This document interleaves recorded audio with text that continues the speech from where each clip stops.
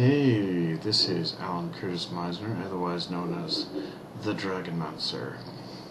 And, of course, as ever with me are my lovely assistants, the tortoise, the mouse, and the eagle. And joining me for this part 2 of Dragonmancer Talks About Halloween is Snowy the Owl. Now, the last episode I explained about that Halloween started out as in a sense a combination of New Year's Eve and a type of Memorial Day, and also it marked the end of the harvest and also the end of the year. And on this one, I'll be able to start out explaining a little bit further on this note that what started out as a yearly festival that marked the end of the year and the end of the harvest was known during the time as Samhain. And Samhain, interesting enough, being spelled Samhain, just like, the original Banshee. Actually, we in America spell it Banshee, but it's actually Beansidhe.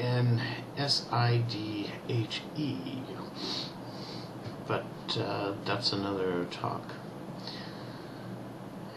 And so, how did it get the name Halloween? Well, here's the interesting thing. Originally, the Christians wanted to get rid of the holiday. They tried for years, and then after a while they thought, well, if you can't beat them, join them. And so what they did was they took this holiday. There was a type of, another word for saint back then was hallow. And so All Hallows Eve was set aside for those saints that had no holiday attached to them already. And so eventually, over time though, All Hallows Eve began to evolve into what we know of today as Halloween. Eventually, there's kind of the interesting thing about All Hallows Eve.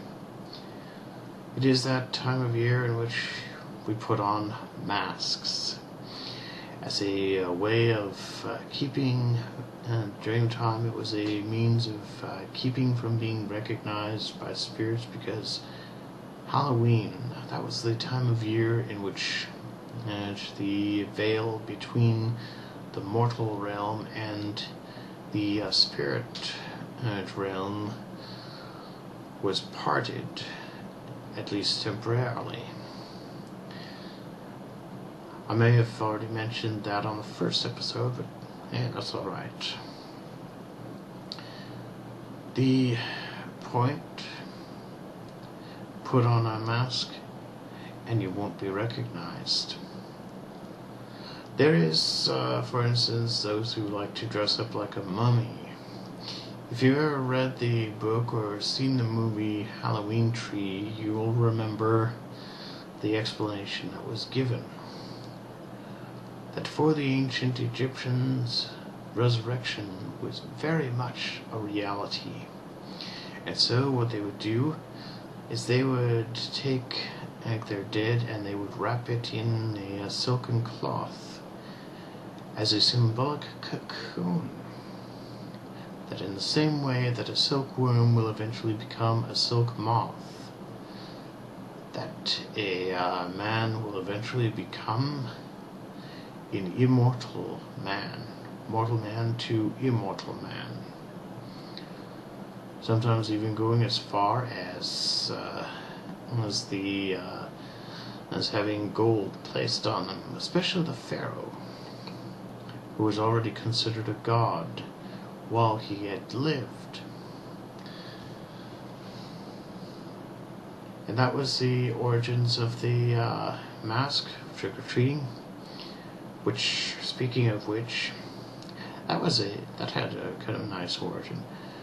Dates back to medieval times, perhaps even more ancient than that.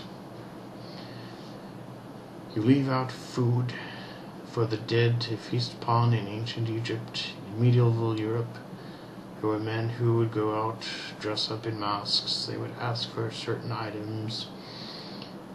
In ancient England, and if you happen to have these specific items, then a blessing upon those who have passed away in the past can be offered, called a sole. Eventually, this was for young children an excuse to get lots and lots of candy. I must admit, when I was young, I certainly enjoyed that part of the holiday, as did every child. And to this day, children still look forward to that moment where they get to have candy. And so that's the end of part 2. Until then, as ever, thank you for watching, and have a nice night.